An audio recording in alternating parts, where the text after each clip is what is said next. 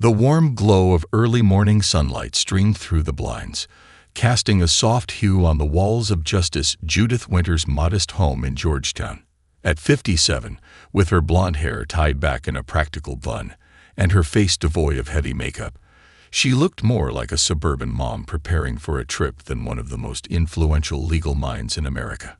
The world had just learned her name a week ago, when she had been appointed as the newest justice on the Supreme Court of the United States. It was a role she never could have imagined for herself when she started her career in law as a public defender in the gritty, challenging neighborhoods where she fought for people who couldn't afford high-priced attorneys. Judith hadn't asked for this level of fame or recognition. She had simply done her job, representing those without voices and ensuring that justice wasn't just a luxury for the wealthy. But now, just 7 days after her confirmation, the reality of her new position had begun to sink in, and she was grappling with the whirlwind of expectations and pressure that came with it. Despite the monumental shift in her life, she had no desire for the limelight. She was still the same woman who lived in a small, simple home with her memories and values intact. "Some tea before you go, Judy?"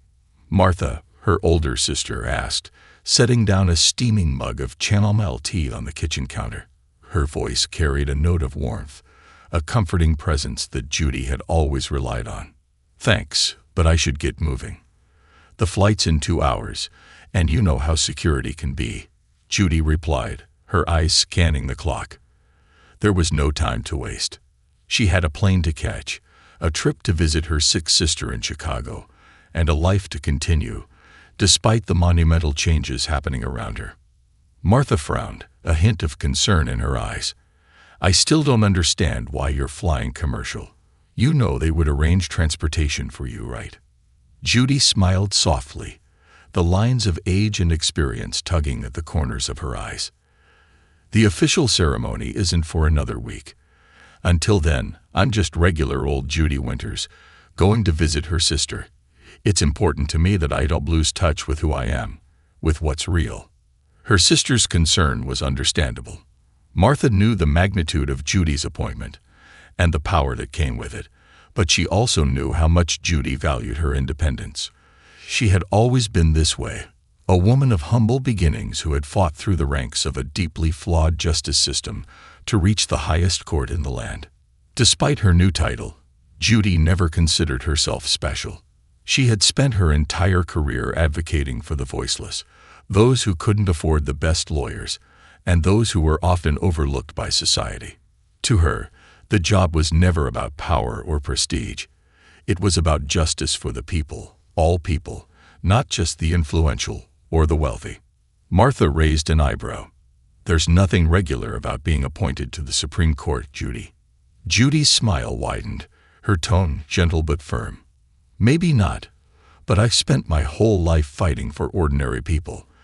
The moment I start thinking I'm special is the moment I lose touch with why I'm doing this. I don't want to forget where I came from." Martha knew better than to push further. Judy's humility wasn't just a front, it was her true nature. She had always been this way, even when she was fighting for the rights of others in the courtrooms, facing off against powerful adversaries who didn't think twice about exploiting the system. Judy never allowed herself to be swept up in the allure of fame or fortune. She was the same woman who had walked into her first courtroom, fresh out of law school, with nothing but the fire of justice in her heart. As Judy zipped up her well-worn leather bag, she felt a quiet sense of calm. It had always been this way, finding peace in simplicity, in the small rituals that anchored her. Pulling on a white t-shirt and a pair of faded jeans, she grabbed a black baseball cap. The cap, worn and frayed at the edges, had once belonged to her late husband, Thomas. It was a piece of him that she carried with her everywhere she went, a reminder of the life they had built together before cancer had taken him too soon. When she wore it, she felt his presence, a quiet strength that guided her through the toughest moments of her life. "You sure you don't want me to drive you to the airport?" Martha asked, looking at her sister with a mix of concern and affection. "The taxi is already on its way. I'll be fine," Judy replied, giving her sister a reassuring hug. It wasn't that she didn't appreciate the offer. It was just that she had always preferred to do things on her own, no matter how big the changes around her. Martha watched her sister leave, a sense of admiration in her heart. She knew better than anyone the sacrifices Judy had made, the obstacles she had faced, and the quiet way she had climbed the ranks of law. But no matter what accolades or titles she received, Judy had always remained grounded, always remained the woman she had been before the world recognized her name. As the taxi pulled away from the curb, Judy felt a small thrill, an excitement that came not from her newfound position, but from the simple act of travel. The bustling crowds, the mundane aspects of life that others took for granted. These things were comforting to her, reminding her that despite the grand changes in her life, she was still just Judy Winters. The taxi ride to the airport was uneventful, the hum of the engine filling the silence as the city woke up around her. Judy sat back, staring out the window, her mind still processing the whirlwind of events that had brought her to this moment. Just a week ago, she had been living her life as usual, fighting for justice in the courtroom and spending quiet evenings at home. Now, the world knew her name, and her life had irrevocably changed. But even with all the attention, she still felt like the same woman she had always been, the one who worked tirelessly behind the scenes to make a difference, not the one paraded in front of cameras and reporters. As the cab weaved through the early morning traffic, Judy couldn't help but notice the sharp contrast between the fast-paced world around her and the peacefulness of her home in Georgetown. There, life was slower, quieter, more personal. It was easy to get lost in the simplicity of it all, even as her name was now etched in the annals of American history. She thought back to the days when she had been just another young lawyer trying to make a difference, fighting for the disenfranchised in her small office, struggling to make ends meet. The journey from that point to where she was now had been long, filled with sacrifices and hard decisions, but it was the only path she had ever known. The airport loomed ahead, and Judy's thoughts shifted to her sister, Martha, who had always been there for her. Martha had been her anchor, her rock, and Judy often wondered if she would have made it through some of the darkest days of her life without her. There was no question in her mind that, without Martha's support, she might have given up on her dreams long ago. But that was never Judy's way. She had always believed that in order to create change, she had to stay grounded, no matter how high the world tried to push her. The moment she started thinking she was better than anyone else was the moment she would lose touch with her purpose. Walking through the airport, Judy noticed the usual bustle of people going about their business. She didn't stand out, not in the way she had imagined she might as a Supreme Court justice. Her clothes were simple, her demeanor quiet and unassuming. She moved through security without issue, blending in with the crowd, as she always had. To her, it felt natural, fitting, even, that she was still just a regular person, going about her day despite the magnitude of her new position. When she arrived at her gate, she spotted a seat in the corner, away from the main crowd. She settled down, pulling out a small book from her bag, a simple novel that had nothing to do with law or politics, but instead was a comforting escape. As she flipped through the pages, she couldn't help but overhear snippets of conversation from nearby passengers. People were talking about their upcoming vacations, business trips, and the weather. There was an ease to it all, a normalcy that reminded Judy of her life before all the attention. She appreciated these moments of anonymity, where no one recognized her, where she could simply exist in the world without the weight of expectations. The gate began to fill with passengers, and Judy noticed a group of people sitting nearby, their laughter filling the air. They seemed to be a cheerful bunch, caught up in their own world. Among them, a flight attendant was moving back and forth, assisting with the boarding process. Judy didn't think much of it at first. It was just another part of the routine, another day of travel. But as the group continued to chat, she began to overhear snippets of their conversation. One of the women, dressed in a brightly colored blouse and designer sunglasses, was speaking loudly, her voice laced with amusement. "I can't believe they gave us first-class seats," she said, laughing with her friends. "I mean, look at her." She gestured toward Judy. She's in first class too. I'm sure they messed up. Judy's eyes flicked up from her book, but she didn't respond. She recognized the condescending tone in the woman's voice, the subtle judgment that suggested she didn't belong in such a prestigious section of the plane. It was a moment that many people in her life had never experienced, the feeling of being judged simply for existing in a space where others didn't think you belonged. Judy had dealt with this type of behavior before, from classmates, colleagues, and even strangers who underestimated her because of her appearance or background. The flight attendant, who had been listening, stepped in. She gave Judy a quick glance, then looked back at the woman in the brightly colored blouse. "Is there a problem, ma'am?" she asked, her tone cool but polite. The woman didn't miss a beat.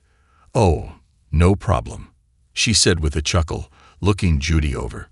"It's just, I don't understand how someone like her could afford a seat in first class." She gestured toward Judy with a wave of her hand, as if dismissing her entirely. The flight attendant raised an eyebrow, a slight frown on her face. "Ma'am, the seat was purchased legitimately, and that's all that matters. Please take your seat." The group of passengers, clearly aware of the growing tension, fell quiet. Judy remained silent, keeping her gaze focused on her book, though her thoughts swirled. She could feel the sting of the woman's words, but she didn't let it show. This was nothing new to her.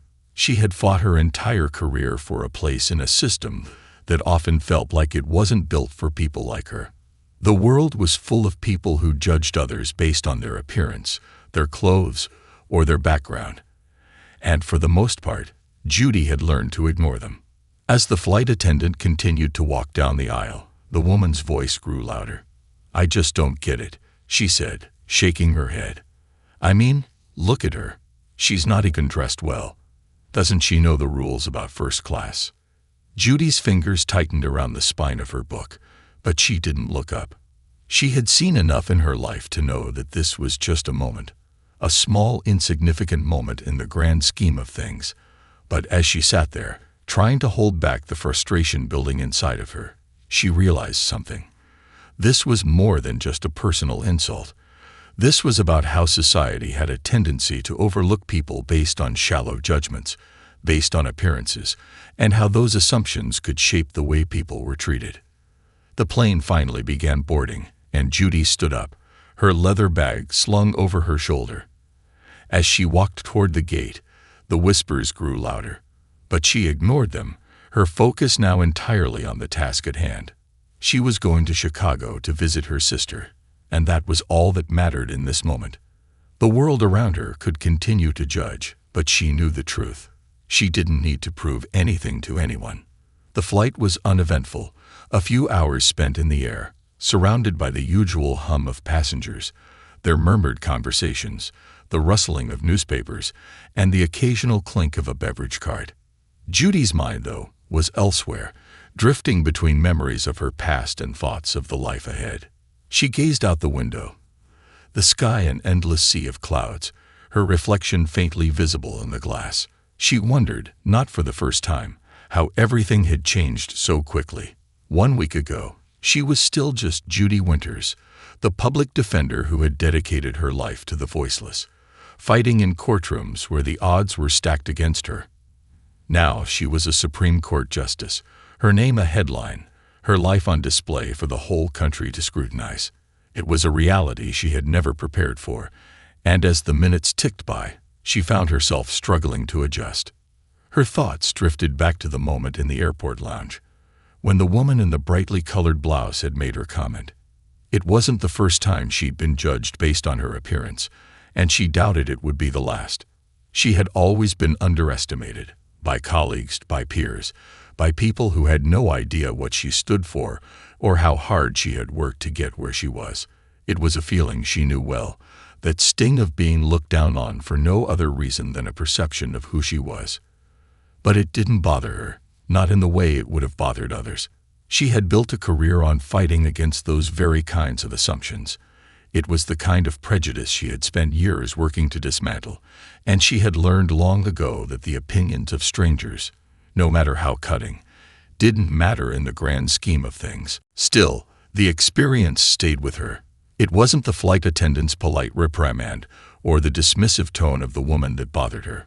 It was the casual cruelty of it all, the way people could judge someone without knowing a single thing about them.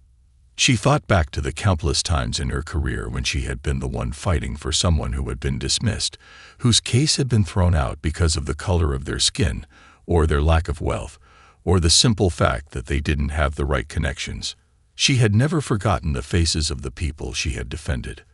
The mothers, the fathers, the children, those who had been let down by a system that was meant to protect them. And in some ways, she realized her own appointment to the Supreme Court was an extension of that fight. It was a symbol that anyone, no matter where they came from, could rise to the highest heights if they had the strength to persevere. As the plane descended into Chicago, Judy couldn't help but smile. She was looking forward to seeing her sister, Martha. It had been months since their last visit, and she knew that Martha, with her no-nonsense attitude and her unwavering support, was the one person who could always bring her back to earth. The two of them had grown up together in a small town, raised by parents who had instilled in them the values of hard work and integrity.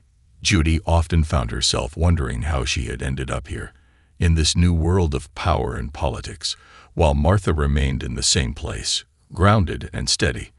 But Martha was a reminder of who she was beneath the titles, beneath the accolades, just a regular person who had never lost sight of what truly mattered. When the plane touched down and taxied toward the gate, Judy felt a sense of relief. As much as she respected her new role, as much as she believed in the power of the Supreme Court to shape the future of the nation, she couldn't deny the part of her that longed for simplicity, for the comfort of home, and the familiar warmth of her sister's kitchen. She gathered her things and walked through the terminal, her leather bag slung over her shoulder, her head held high. She was no longer the unknown public defender, but she was still the same woman who had walked into a courtroom years ago, determined to make a difference. When she emerged from the baggage claim area, she saw Martha waiting for her, standing by the side with a welcoming smile. The sight of her sister, as always, brought a flood of warmth to her heart. Martha was dressed casually, her hair pulled back into a ponytail, looking every bit the part of the no-nonsense woman who had always been the steady hand in their family. "You made it," Martha exclaimed, pulling her into a hug. "I swear, you're always the one who tries to beat the clock." Judy smiled, her heart light. "Wouldn't be me if I didn't," she said, pulling back slightly to look at her sister. "How's everything going here? How's Mom?" "She's holding up," Martha replied, her tone softening. "But I'm glad you're here. We need you, especially now. It's been tough on her, you know that." Judy nodded. She had known it wouldn't be easy. Their mother had always been the heart of the family, the one who had kept everything together, even when times were tough. And now, as age had started to take its toll, it was their turn to look after her. As they made their way to the car, Judy felt a sense of calm settle over her. It wasn't the calm of someone who had everything figured out. It was the calm of knowing that, no matter what happened in her life, she always had her family to come back to. In a world that often felt overwhelming, that stability was the one thing she could count on. The drive to Martha's house was short, but the conversation was easy, filled with the little details of everyday life. They talked about their mom, about Judy's new role, about the changes in their neighborhood. For a moment, Judy was able to forget the weight of her title and just be herself, just be Judy, the woman who had grown up in this town, with all the small-town charm and struggles that came with it. When they arrived at Martha's house, Judy was grateful for the familiar surroundings. The smell of freshly baked bread in the oven, the cluttered kitchen table filled with old family photos. It was a place where she could just be. She put her bag down and took a deep breath, savoring the moment. The world outside might have changed, but this, the love of family, the comfort of home, was something that would never change. For the first time in days, Judy felt a sense of peace. She was still the same person, despite all the changes. And that, she realized, was all that mattered. The days in Chicago passed quickly, And as much as Judy wanted to relish the quiet moments with her sister, she knew that her return to Washington loomed on the horizon. She had always felt a certain responsibility toward her work, perhaps more so now than ever. The weight of the position she held, the decisions she would make, the lives that would be affected by her every ruling. These thoughts often consumed her, even during the rare moments of respite. But in Chicago, with Martha, there was no expectation. No high-profile cases, no media buzzing around her every move, just the simplicity of family and the warmth of being home. Her mother's health was still a concern, but there was little they could do about it at the moment. The doctor's visits had become more frequent, and the diagnosis more grim, but Judy found herself able to push aside the stress for the time being. She had learned long ago to compartmentalize her emotions when necessary, and now was no different. Still, the sight of her mother, frail, quiet, and struggling with the weight of time, hit her in ways that nothing else could. The woman who had taught her how to fight, how to be strong, was now the one who needed protection. Judy didn't know if she was ready for that responsibility, but she would do what she had to do, just as she always had. It was a Tuesday afternoon when she decided to head back to Washington. She had planned to fly out early, but Martha convinced her to take one more evening to relax. They sat in the living room of the house, sipping on tea and talking about the things they never had time to discuss. Books, politics, life's small injustices. As the conversation flowed, Judy realized just how much she missed these kinds of moments. They were few and far between these days, and she didn't know when she'd have the chance again. "I can't believe you're really doing this," Martha said, stirring her cup of tea, her voice almost wistful. "It's like something out of a dream." Judy smiled, though it was tinged with a hint of sadness. "I don't know if I'd call it a dream. More like a calling, or maybe just a series of steps I never thought would add up to this." "You've always been a fighter, Judy," Martha said, her gaze steady and filled with admiration. "Even when you didn't have the support, when you were just starting out, you never gave up. And now look where you are. You've changed so many lives, and you haven't even begun to scratch the surface of what you'll do." Judy sighed softly, the weight of Martha's words settling on her shoulders. She didn't know what the future held, but the pressure was constant. Being a Supreme Court justice wasn't just about making decisions in a vacuum. It was about shaping the very course of the nation, sometimes in ways that couldn't be undone. She was expected to be impartial, unbiased, and above all else, just. But that was easier said than done when her heart, her very essence, was so tied to her principles, to the everyday struggles of people who didn't have the luxury of a platform to fight for their rights. As evening fell, they decided to take a walk around the neighborhood. The streets were quiet, the houses nestled in the warmth of the fading daylight, the sky streaked with hues of pink and orange. Judy found herself reflecting on her own journey. The years spent fighting for the marginalized, the sleepless nights in courtrooms, the victories and defeats that had shaped her into who she was today. She hadn't started out with any grand aspirations of being on the highest court in the land. She had started out with a passion for justice, for equality, and for the belief that the system could be made better, even if it was just one case at a time. "I'm proud of you, Judy," Martha said, breaking the silence as they strolled down the familiar sidewalks. "You've always done things your way, and you've never backed down from what you believe in. It's inspiring." Judy chuckled softly, a little self-deprecating. "I've had my moments, but I've learned a lot along the way. About myself, about the world, about what really matters. And what matters now." Judy thought for a moment. Family, justice, staying true to who I am, no matter where I end up. She paused and then added with a wry smile, "And maybe a little less flying commercial." Martha laughed, the sound light and carefree. "Yeah, I can't say I blame you there. You deserve a little luxury, at least for the flights." The conversation drifted to lighter topics, old memories of their childhood, their parents' quirks, and the simple joys of life that had shaped their bond. For Judy, it was a reminder of everything she had to fight for, everything she hoped to preserve in a world that was rapidly changing.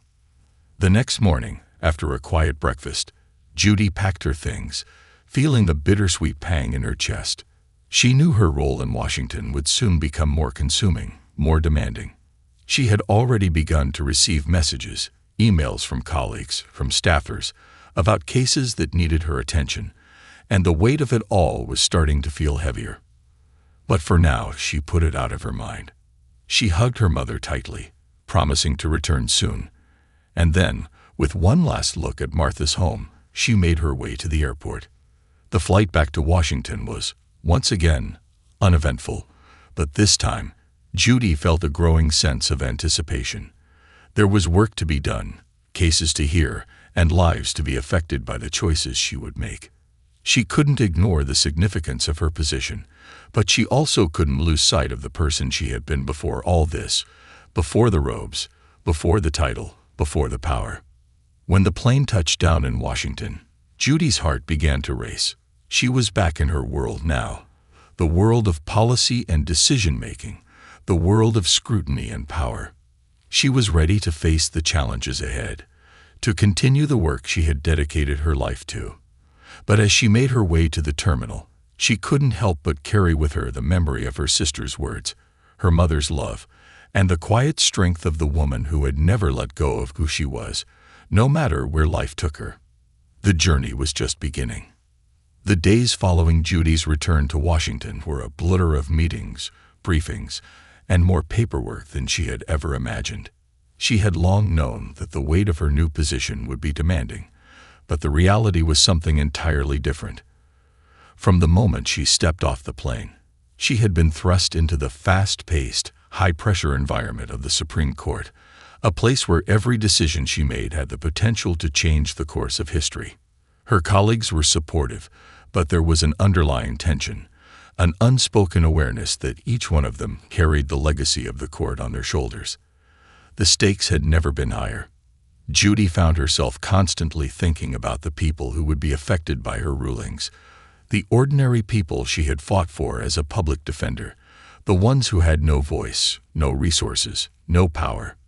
She had to be their advocate, their voice, even when the complexities of the law made it difficult to know what the right answer was.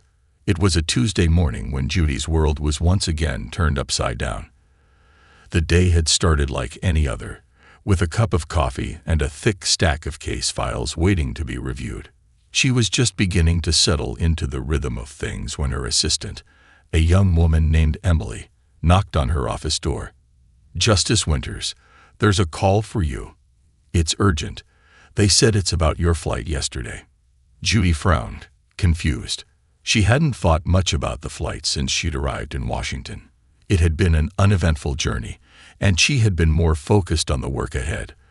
But something about the mention of the flight piqued her curiosity. "Put it through," Judy said, setting down her pen and rubbing her eyes. The exhaustion was starting to settle in, and the weight of her responsibilities was taking its toll. The phone rang, and Judy picked it up. "This is Justice Winters." "Ma'am, I need to speak with you about something that happened yesterday. It's regarding the incident on your flight," the voice on the other end said, sounding tense and urgent. Judy's mind raced as she tried to place the voice. "I'm not sure what you're referring to." "What incident?" The man on the other end paused before continuing. "We have footage, and I'm afraid there's been some misunderstanding. It's about the woman you were seated next to, the one who caused the disruption. She's been making claims, saying that you were somehow involved in the incident."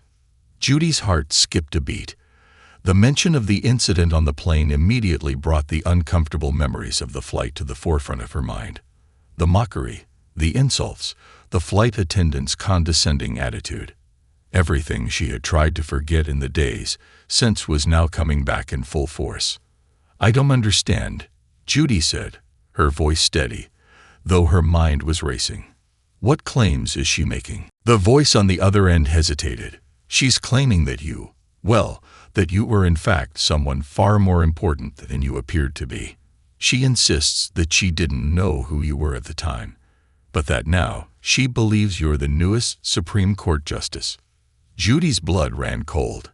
She had never thought that the events on the plane would follow her, let alone escalate in such a bizarre manner. The last thing she had expected was for someone to challenge her presence or make false claims about her identity. She had been trying so hard to just blend in, to avoid any unnecessary attention. And yet now, her very identity was being questioned in a public manner. "Is this going to be a problem?" Judy asked, her tone calm but firm. She couldn't let this become a distraction. She had more important matters to deal with than petty misunderstandings. "Well, it's complicated," the voice replied. "The media's already gotten hold of the story. Some people are suggesting that you were disrespectful or hiding your identity. There's a lot of confusion, and it's beginning to gain traction online. We're trying to contain it before it goes too far." Judy sat back in her chair, her mind spinning. She couldn't believe this was happening. She had spent so much time trying to stay grounded, to stay humble, and now some flight attendant's careless words were turning into a full-blown media frenzy. The irony of it all didn't escape her. It was precisely the kind of situation she had worked her entire career to avoid, being thrust into the limelight for all the wrong reasons. "Tell me, how are we handling this?" Judy asked, her voice steady even though she could feel the pressure mounting. She couldn't afford to let this become a distraction from her work. "What's the plan?" "There's a press conference scheduled for later this afternoon," the voice said. "We'd like to have you address the situation directly, so the story doesn't spiral out of control. We can't afford to let any misinformation spread." Judy nodded, although she felt a wave of frustration wash over her. Why should she have to justify herself in this way? She had worked so hard to get to this point, and yet here she was, being dragged into a media circus over an encounter with a flight attendant. It felt unfair, but that was the reality of being in the public eye. Everything, no matter how trivial, became magnified. "I'll be there," Judy said, her voice resolute. "But I'm not going to make this about me. I'm going to make this about what matters. I'll speak to the issue directly and set the record straight." She hung up the phone and sat in silence for a moment, letting the weight of the situation settle in. She had no intention of letting this incident define her. She was a Supreme Court justice now, and she would handle this like she handled every challenge in her life, with strength, dignity, and the unwavering belief that justice would prevail. The media storm that followed was nothing short of overwhelming. By the time Judy stepped out of the Supreme Court building for the press conference, the flashing lights of cameras were almost blinding. Reporters crowded around her, shouting questions, each one more intrusive than the last. "Justice Winters, is it true you were disrespected on a commercial flight? Can you tell us why you were flying in such a casual manner? Were you hiding your identity? Did you feel a flight attendant's actions were an attack on your status as a Supreme Court justice?" Judy held up her hand, signaling for calm. "I will address all of your questions," she began, her voice clear and commanding. "But first, let me say this. The events that transpired on that flight were nothing more than a misunderstanding. I was simply traveling, as any person would, to visit family. The situation escalated due to assumptions that were made about me, and I want to clarify that I do not seek special treatment in any regard." She paused, letting her words sink in before continuing. "My role as a Supreme Court justice is not about titles or appearances. It's about serving the people with integrity, fairness, and dedication. I am honored to hold this position, but I am still the same person I was before. I am a public servant, not a celebrity. And I will continue to fight for the values that this nation was built on: justice, equality, and opportunity for all." The reporters fell silent for a moment, stunned by the simplicity and power of her response. Judy's words cut through the noise, and for the first time in days, she felt a sense of calm wash over her. She had said what needed to be said, and now it was time to move on. The incident on the plane might have been a distraction, but it would not define her. She was here to do the work she had always done: fight for justice, no matter the obstacles in her path. As she walked away from the press conference, the noise of the cameras and reporters faded into the background, and Judy felt a renewed sense of purpose. She had faced the storm head-on, and now it was time to get back to the work that truly mattered. She was a Supreme Court justice, and nothing, no misunderstanding or media frenzy, would take that away from her. The weeks that followed the press conference felt like a blur for Judy. The media frenzy, although intense in the beginning, gradually died down as the public turned its attention to other matters. But the incident on the flight had left a lasting impact on Judy, one that she couldn't shake off so easily. Despite the assurance that she had handled the situation with grace and dignity, she still felt the sting of the insults that had been thrown at her. It wasn't the mockery of her appearance that bothered her. It was the assumption that she didn't belong, that she wasn't worthy of the seat she now occupied on the highest court in the land.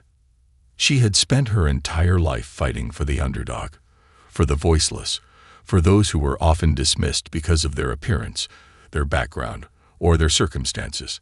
Now she had become the target of that same prejudice, and although she knew she had risen above it in every way that mattered, it still stung. It made her reflect on the many ways society judged people based on external factors, without ever taking the time to understand who they truly were or the value they could bring to the world. In the quiet moments, when she was alone in her office at the Supreme Court, Judy thought about the woman on the plane, the flight attendant who had so hastily judged her. She could still hear the sharpness in the woman's voice, the way she had questioned Judy's right to be in first class. But then Judy reminded herself that the flight attendant's actions were rooted in ignorance, not malice. In a way, the woman had done her a favor.